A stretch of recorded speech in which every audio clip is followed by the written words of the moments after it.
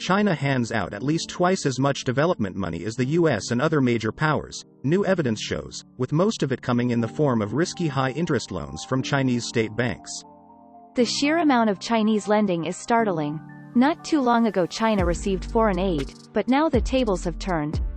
Over an 18-year period, China has granted or loaned money to 13,427 infrastructure projects worth $843 billion across 165 countries, according to the Aid Data Research Lab at William & Mary, a university in the U.S. state of Virginia. Much of this money is linked to Chinese President Xi Jinping's ambitious Belt and Road strategy. Starting in 2013, it leverages China's expertise in infrastructure projects and ample foreign currency to build new global trading routes. However, critics fear that the high-interest loans funding many Chinese projects are saddling unsuspecting populations in sky-high debt. And that's news even to Chinese officials themselves.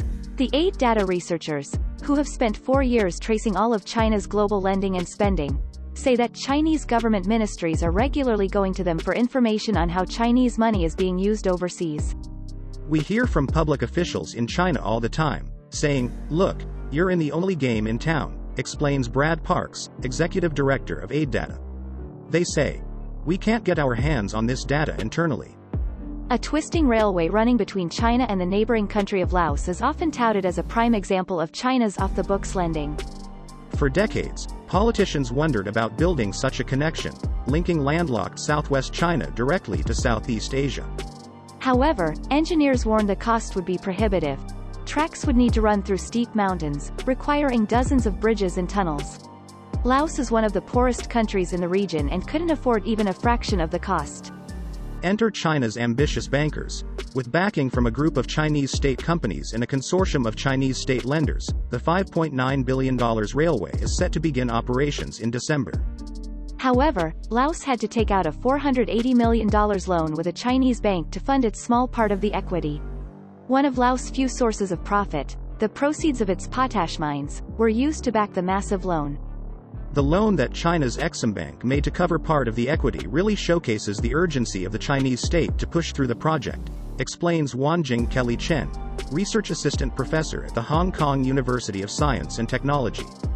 Most of the line is owned by the Chinese-dominated railway group, but under the murky terms of the deal, the Laotian government is ultimately responsible for the railway's debt. The imbalanced deal has led international creditors to downgrade Laos' credit rating to junk status.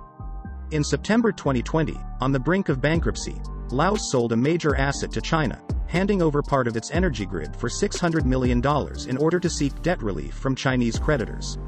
And this is all before the railway has even begun operations. The Laos Railway is far from the only risky project that Chinese state banks have funded, and yet, Aid Data says China remains the financier of first resort for many low- and middle-income countries. In an average year, China's international development finance commitments amount to about $85 billion. And by comparison, the U.S. is spending about $37 billion in any given year to support global development activities, says Brad Parks. China has vastly outpaced all other countries in development financing, but the way in which Beijing has reached that level is extraordinary, Aid Data says. In the past, Western countries were guilty of dragging African countries in particular into debt. China is lending differently. Instead of financing projects by granting or loaning money from one state to another, almost all the money it's handing out is in the form of state banking loans. Such loans don't show up in official accounts of government debt. That's because central government institutions aren't named in a lot of the deals struck by Chinese state banks, keeping such deals off government balance sheets and hidden by confidentiality clauses that can prevent governments from knowing exactly what has been agreed behind closed doors. Aid Data tallied underreported debt amounting to $385 billion.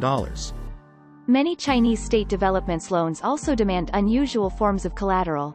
Increasingly, Chinese loans appear to require borrowers to promise hard cash earned from selling natural resources. A deal with Venezuela, for example, demands the Venezuelan borrower deposit the foreign currency earned by selling oil directly into a bank account controlled by China. If a debt payment is missed, the Chinese lender can immediately withdraw the cash waiting in the account. It really seems like kind of a bread and butter strategy they use to signal to their borrower that, "We're the big boss around here," Brad Parks explains. Their message is, You're going to repay us before anyone else because we're the only ones asking for this prized possession. That is, income for these very poor countries, dollars and euros, to lock those up in an offshore account that's controlled by a foreign power. Is China being smart? Wonders Anna Gelpern, a Georgetown law professor who was involved in an aid data study earlier this year examining Chinese development loan contracts. I think our conclusion is that they were being muscular and sophisticated in these contracts. They're very much protecting their interests. Countries can be difficult borrowers, Gelpern explains, and it's not practical to expect them to hand over a physical asset like a port if they're unable to pay their debts. China might soon face some international lending competition. At a G7 meeting in June, the US and its allies announced the G7 adopt spending plan to rival China's influence, which promises to fund global infrastructure projects that are financially and environmentally sustainable. However, the plan might simply have come along too late. I'm skeptical that Western initiatives will make much of a dent in the Chinese program, says David Dollar, senior fellow at the Brookings Institution and the former U.S. Treasury representative in China. Those new initiatives will not have enough real money to address the scale of infrastructure needs in the developing world. Also, working with Western official financiers is bureaucratic and subject to long delays. The aid data researchers found that the Belt and Road project is facing its own issues. BRI projects were more likely to be associated with corruption, labor scandals or environmental issues than other Chinese development deals. In order to keep the BRI on track, researchers say, Beijing will have no choice but to address borrowers' concerns.